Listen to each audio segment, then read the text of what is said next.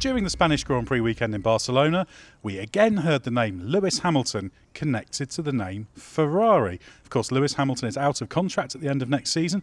We're just starting to get a little bit of speculation about his future. It's going to be a while before it's settled, but we did see these stories, Scott Mitchell, with Toto Wolff talking about conversations with Hamilton about Ferrari. Can you just explain exactly what's going on?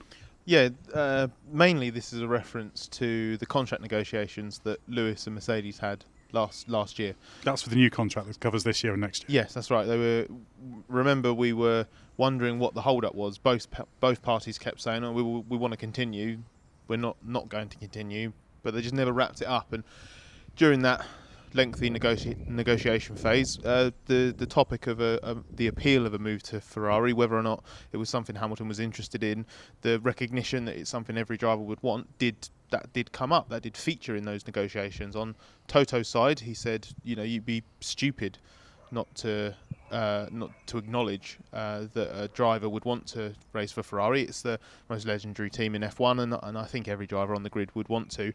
But he also said that it's important to have transparency in those talks. Why go about negotiating a contract with your uber mega driver and act like you're the only game in town? You've got to be aware that there are other options, even if they're not competitively quite as appealing as perhaps your own. Well, it is interesting because Ferrari would be of tremendous appeal to a driver like Hamilton, but he was asked about this after the race, wasn't he? And he said, I don't really remember those specific conversations, but you've always got to throw the name Ferrari into negotiations. Obviously, no matter how good the relationship is, there's always a bit of push and pull there to try and get the deal they want. But obviously Lewis Hamilton has talked about the future, and he's kind of tied whether he continues to what the 2021 regulations come up with. In fact, he was again talking yesterday that he hopes the 2021 regulations make the cars even harder to drive. He said that, at the end of a five-setter in tennis, Roger Federer and Nadal, they're completely spent, whereas after a Grand Prix, the current drivers aren't, and they kind of want to feel that. So there is always this factor of, is Lewis going to continue before we even talk about where he's going to go? Yeah, and I think Lewis obviously has in his mind that he has the opportunity to match Michael Schumacher on 7 world titles. If he wins the title this year and next year, then he'd have the option of continuing in 2021 and trying to become outright the greatest driver of all time in terms of number of championship successes, or he could call it quits knowing he's equalled someone everybody thought would never be equalled. And on the Mercedes side of things, it looks like they're on their way to history with 6 consecutive titles this season. It certainly looks like they're not. It's not that they're not going to get caught. They've just put themselves on the right track, shall we say. So Hamilton's got this opportunity that whatever he does at the end of 2020, he's probably going to have made history as an individual. Mercedes is probably going to have made history as a team. So he can basically take it or leave it. If F1 doesn't appeal, he can go off and do something else. We've seen with the fashion work that he's done with Tommy Hilfiger and various other ideas that Lewis has got, both from a career point of view and a charitable point of view. He's very in touch with certain things he wants to. He's got an idea of building a school or helping young drivers or whatever. He's got a lot of things that he could do with his time, and F1 is he's probably the only driver on the grid for whom he could walk away at any point and there not be a single what if in his career. The interesting thing for Lewis Hamilton is, while we talk about the appeal of Ferrari, he of course has always been a Mercedes lifer, right back to when he was first signed up. It's by McLaren Mercedes, of course. So it'd actually be quite a big wrench. He was talking about this after the race, wasn't he? All of his Grand Prix have been with Mercedes power, all of his wins, his championships. He's been under their wing, and that's a pretty big bond to break, isn't it? Oh, it's an enormous bond to break. And Lewis said, I can't really imagine myself being with another team, because, as you say, from when he was picked up by McLaren and Mercedes as a kid, right the way through to supporting his karting and junior single-seater career, the chance to get into McLaren, the move to Mercedes, 4 of his 5 titles so far with the Mercedes Works team, and crucially being at Mercedes, that they're the ones that have given him the freedom to explore these other opportunities. So it's not just that life is really rosy for Lewis on track, best car, best team, whatever, and he's winning titles. Obviously, that's an enormous factor, and it is the single biggest factor. But they've also given him that balance. He's been able to explore other things. He's the happiest he's ever been, I think, off track, and he's got the best balance he's ever had between his on-track commitments and doing stuff elsewhere to keep him motivated and keep those get those creative juices flowing. He's obviously F1's very lucky to have him, but F1's not the only thing that Lewis has got going on.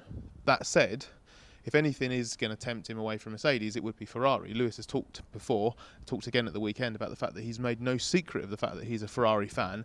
That's more from a road car, supercar point of view. You know, everyone grows up, don't they, looking at some of the most iconic Ferraris ever made. They're right up there with the most beautiful cars in the world. So Lewis has always liked Ferrari. I think he's privately, I suspect Ferrari's the only team he could ever see himself leaving Mercedes for, but that will ultimately depend on the competitiveness. I bet if he won this season, if he won in 2020, whatever happened, if he felt he had given Mercedes everything, made them record breakers, given them the most unequalable record in Formula One, he will think, I have paid my dues, I've paid back Mercedes for everything they've done for me over the last 20 years. And then if he's level with Michael Schumacher for titles, or he's close to 91 wins, what an amazing way to cap his career if he just went and did 1, maybe 2 seasons at Ferrari. If he feels that Ferrari has got the edge for the 2021 rule changes over Mercedes, that's the perfect opportunity, isn't it? That's the only scenario I see in which he says, thank you for everything, Mercedes, but I just want one more. I just want one more challenge, one crack at Maranello. Well, it becomes the last thing. If he were to retire, we would say, well, he never raced for Ferrari, he never won a championship for Ferrari. So you can see the appeal. But I think you touched on something that's very important there. It will all depend on the relative strength of the teams.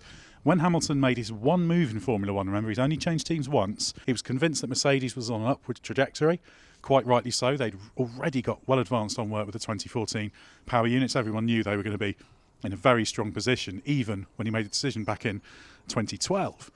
So it's going to come down to where Ferrari's at. I imagine he probably looks at Sebastian Vettel and thinks, I don't really fancy being in your position right now. He won't want to go there and slog. He'll want to go there and have at least a chance of fighting for the title. And a lot will depend on what happens with Ferrari over the next 18 months. I can't see him committing to a 2021 deal until next year, and it could go much like it was with last year's deal. It's quite a long time before they really get it signed and sealed. So there's no pressure at this stage. He can see how things play out and how things are coming together for 2021, and also see how he feels 12 months down the line. Well, he's got everything. He's got everything he needs, doesn't he? He's in an incredibly strong position at the negotiating table whenever he decides to step up to the negotiating table. After all.